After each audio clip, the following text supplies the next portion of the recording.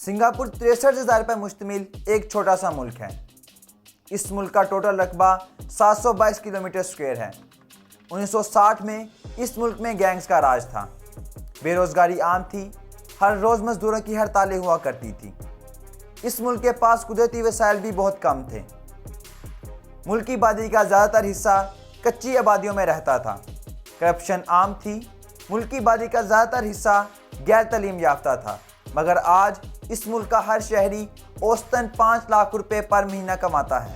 इस मुल्क की 6% आबादी करोड़पति है। सिंगापुर ने इतनी जल्दी तरक्की कैसे की, आज की वीडियो में हम इसी बारे में बात करेंगे। मैं हूं ताहिर मलिक और आप देख रहे हैं किताबपीडिया।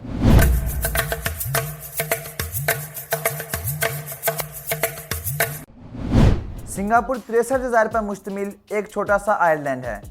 ये मुल्क इतना छोटा है कि आप गाड़ी पर 1 घंटे में सिंगापुर के एक किनारे से दूसरे किनारे पर जा सकते हैं। सिंगापुर में कुदरती वसाइल नापैद हैं। पानी, रेत, कोयला और तेल सब बाहर से मंगवाना पड़ता है। साइज़ में छोटा होने और कुदरती वसाइल से महरूम होने के बावजूद सिंगापुर के 56 लाख लोग दुनिया में सबसे ज़्यादा अमीर तरीन हैं। अमारत में सिंगापुर के लोग जर्मनी, बरतानिया और फ्रांस से भी आगे हैं। सिंगापुर की इमारत में सबसे अहम किरदार सिंगापुर की लोकेशन अदा करती है। सिंगापुर एक अहम ट्रेड रूट के दरमियान वाक़या है जो एशिया और यूरोप को मिलाता है। सिंगापुर की इसी लोकेशन की वजह से 1819 में सिंगापुर पर बरतानिया ने कब्जा करके इसे अपनी कॉलोनी बना लिया। सिंगापुर की बंदरगाह दुनिया की दूसरी बड़ी और मसरूफ़ तरीन बंदरगाह है। 1960 में सिंगापुर की आबादी का ज़्यादातर हिस्सा कच्ची आबादियों में रहता था। हुकूमत ने अवाम को पब्लिक हाउसिंग देने के लिए 50,000 घर बनाए, मगर कच्ची आबादियों में रहने वाले ज़्यादातर लोग हाई राइज बिल्डिंग्स में जाने के लिए तैयार ना थे। और फिर 1961 में इन कच्ची आबादियों में आग लग गई, जिससे 16,000 घर जल गए। अब लोगों को मजबूरन पब्लिक हाउसेज में आना पड़ा और फिर ये सिलसिला बढ़ता ही चला गया। आज सिंगापुर में 90% से ज़ायद लोग पब्लिक हाउसेज में रहते हैं और ये पब्लिक हाउसेज प्राइवेट हाउसेज से 30% सस्ते भी हैं। अब सिंगापुर में जॉब्स का मसला रह गया था, जिसे हल करने के लिए हुकूमत ने इंडस्ट्रियलाइजेशन की तरफ जाने का फैसला किया। हुकूमत ने नई इंडस्ट्रीज़ लगाईं, जिससे लोगों को जॉब्स मिलना शुरू हो गईं और साथ में सिंगापुर की एक्सपोर्ट्स भी बढ़ना शुरू हो गई।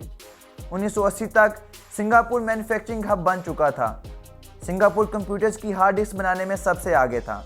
लेकिन अब मैन्युफैक्चरिंग इंडस्ट्री सिंगापुर की जीडीपी में तकरीबन 20% कंट्रीब्यूट करती हैं।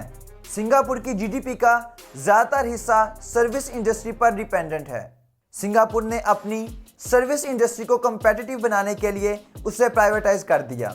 अब सिंगापुर की सर्विस इंडस्ट्री उसकी जीडीपी में 70% कंट्रीब्यूट करती है। सिंगापुर ने फॉरेन इन्वेस्टमेंट को अट्रैक्ट करने के लिए मल्टीनेशनल कंपनीज को टैक्स इंसेंटिव्स देना शुरू कर दिए, जिससे दुनिया की बड़ी बड़ी कंपनीज जिनमें गूगल, माइक्रोसॉफ्ट और एप्पल शामिल हैं ने अपने हेडक्वार्टर्स सिंगापुर में बनाने शुरू कर दिए। जिसके बाद सिंगापुर ने तो तरक्की की ही, साथ में इसके लोगों को भी अच्छी जॉब्स मिलना आसान हो गई। अब सिंगापुर में बेरोजगारी ना सिर्फ नापैद है, बल्कि दूसरे ममालिक से लोग भी वहाँ जॉब करने के लिए जाते हैं। सिंगापुर की आबादी का 40% ऐसे अफराद पर मुश्तमिल है जो दूसरे ममालिक से यहाँ जॉब करने के लिए आए हैं।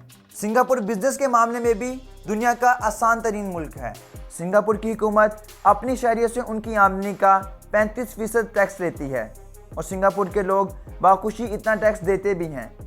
उसकी वजह उनका अमीर होना नहीं, बल्कि उनका अपनी हुकूमत पर एतमाद है। सिंगापुर के लोग अपने बैंक अकाउंट से टैक्स पे करते हैं और साथ में ये देख भी सकते हैं कि अब तक उन्होंने कितना टैक्स पे किया है। सिंगापुर के लोग इस टैक्स में से कुछ रकम अपने इलाज और घर बनाने के लिए भी इस्तेमाल कर सकते हैं। सिंगापुर ने अपने माहौल और जगह को बचाने के लिए हाई राइज बिल्डिंग्स बनाई। माहौल को साफ रखने के लिए गाड़ी खरीदने पर भारी टैक्स आयद किए। इसलिए गाड़ी खरीदने और चलाने के एतबार से सिंगापुर दुनिया का महंगा तरीन शहर है। इसके अलावा हुकूमत ने बड़े बड़े पार्क्स तमीर किए, जिससे ना सिर्फ माहौल साफ रहता है बल्कि टूरिज्म भी बढ़ती है। सिंगापुर में दुनिया के सबसे ज़्यादा करोड़पति पाए जाते हैं। सिंगापुर में 1,84,000 करोड़पति पाए जाते हैं, जो कि कुल आबादी का 6% बनते हैं। सिंगापुर की इमारत की एक और अहम वजह इसका ग्लोबल कॉन्फ्लिक्ट्स में न्यूट्रल रहना है। कोल्ड वॉर के दौरान एक अहम स्ट्रेटेजिक लोकेशन होने के बावजूद भी सिंगापुर न्यूट्रल रहा। برطانیہ کا سنگاپور پر ایک صدی سے بھی زیادہ دیر قبضہ رہا، مگر آج بھی سنگاپور کے برطانیہ کے ساتھ بہترین تجارتی تعلقات ہیں۔ ہمیں کمنٹ سیکشن میں بتائیے کہ آپ سنگاپور کے بارے میں کیا سوچتے ہیں۔ ہمارے چینل کتاب پیڈیا کو سبسکرائب کیجئے اور ہم ملتے ہیں آپ کو اگلی ویڈیو میں۔ ٹل دین ٹیک کیئر، اللہ حافظ۔